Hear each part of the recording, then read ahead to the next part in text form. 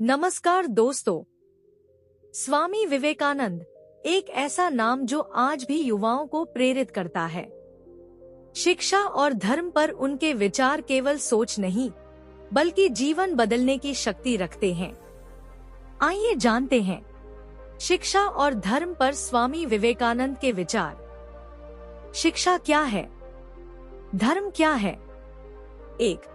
शिक्षा मनुष्य के भीतर पहले से ही विद्यमान पूर्णता की अभिव्यक्ति है। 2.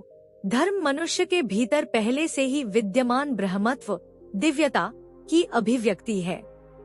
इसलिए दोनों ही स्थितियों में शिक्षक का कार्य केवल मार्ग की बाधाओं को दूर करना है। जैसा कि मैं सदैव कहता हूँ, दूसरे के अधिकारों में हस्तक्षेप मत करो तो सब ठीक हो जाएगा। अर्थात हमारा कर्तव्य केवल मार्ग प्रशस्त करना है। धर्म और सामाजिक अधिकार।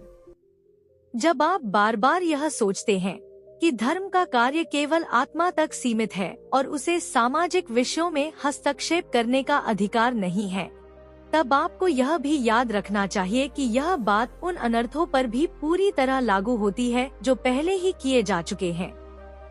यह कैसा है जानते हो?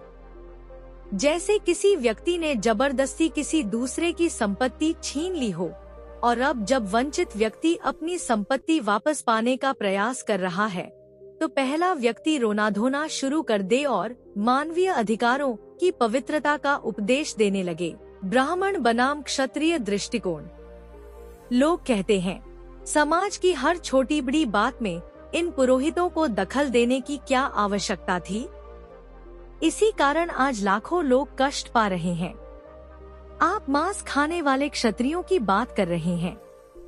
क्षत्रिय मांस खाएं या न खाएं, लेकिन हिंदू धर्म के भीतर जो कुछ भी महान और सुंदर है उसके जन्मदाता वही हैं। उपनिषद किसने लिखे थे? राम कौन थे? कृष्ण कौन थे? बुद्ध कौन थे? जैनों के तीर्थंकर कौन थे? जब भी क्षत्रियों ने धर्म का उपदेश दिया, उन्होंने जाति और वर्ण के भेदभाव के बिना सबको धर्म का अधिकार दिया। इसके विपरीत जब भी ब्राह्मणों ने कुछ लिखा, उन्होंने दूसरों को सभी प्रकार के अधिकारों से वंचित करने का प्रयास किया। मूर्ख। गीता और व्यास सूत्र पढ़ो या किसी से समझो। गीता में सभी स्त्री पुरुषों, सभी जातियों और सभी वर्णों के लिए मार्ग खुला है, जबकि व्यास ने बेचारे शूद्रों को वंचित करने के लिए वेदों के मनगढ़ंत अर्थ निकाले हैं। क्या ईश्वर तुम्हारी तरह डरपोक और मूर्ख है कि मांस के एक टुकड़े मात्र से उसकी दया की नदी में सूखा पड़ जाएगा? यदि ऐसा है तो उस ईश्वर का मूल्य एक कौड़ी भी नहीं है। खैर, हंसी मजाक छोड़ो। तुम्हें अपने विचारों को किस प्रणाली से नियमित करना चाहिए, इस संबंध में पत्र में कुछ संकेत दे रहा हूँ। मुझसे कुछ भी आशा मत करो। मैंने तुम्हें पहले भी लिखा है और कहा भी है कि मेरा यह दृढ़ विश्वास है कि मद्रासियों, दक्षिण भारतीयों के द्वारा ही भारत का उद्धार होगा।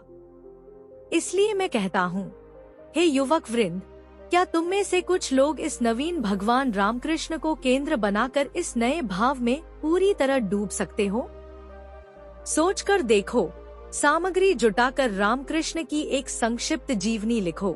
सावधान, उसमें किसी भी प्रकार की अलौकिक घटनाओं का समावेश मत करना, यानी जीवनी उनके उपदेशों के उदाहरण स्वरूप लिखी जानी चाहिए। उसमें केवल उनकी बातें होंगी। खबरदार, उसमें मुझे या किसी भी जीवित व्यक्ति को मत लाना। मुख्य लक्ष्य होना चाहिए उनकी शिक्षा और उनके उपदेश जगत को देना, और जीवनी केवल उस शिक्षा का प्रमाण होगी। उनके जीवन की अन्य घटनाएं सामान्य जनमानस के लिए नहीं है। मैं अयोग्य भले ही हूँ, पर मुझ पर एक कर्तव्य सौंपा गया था। रत्नों की वह डिबिया जो मुझे दी गई थी, उसे लाकर तुम्हारे हाथों में सौंपना। कपट, ईर्ष्यालु, दासमनोवृत्ति वाले, कायर और जो केवल जड़ भौतिकता में विश्वास रखते हैं, वे कभी कुछ नहीं कर सकते। ईर्ष्या ही हमारे दास सुलभ राष्ट्रीय चरित्र पर कलंक है। यदि ईर्ष्या विद्यमान हो तो सर्वशक्तिमान ईश्वर भी कुछ नहीं कर सकता।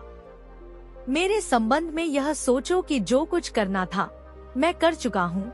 अब यह समझो कि सारा कार्यभार तुम्हारे कंधों पर है।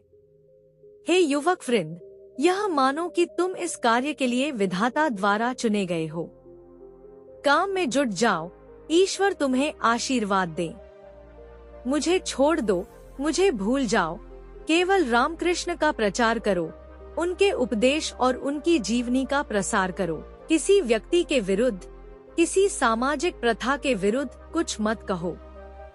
जाति भेद के पक्ष या विपक्ष में कुछ मत कहो और न ही किसी सामाजिक कुरीति के विरुद्ध बोलने की आवश्यकता है। केवल लोगों से कहो, आगे बढ़कर किसी के अधिकार में हस्तक्षेप मत करो, तो सब ठीक हो जाएगा। अलासिंगा जी। बालाजी और डॉक्टर से पूछो कि क्या वे यह कर पाएंगे। साहसी, दृढ़निश्चयी और प्रेमी युवक वृंद, तुम सभी मेरा आशीर्वाद स्वीकार करो।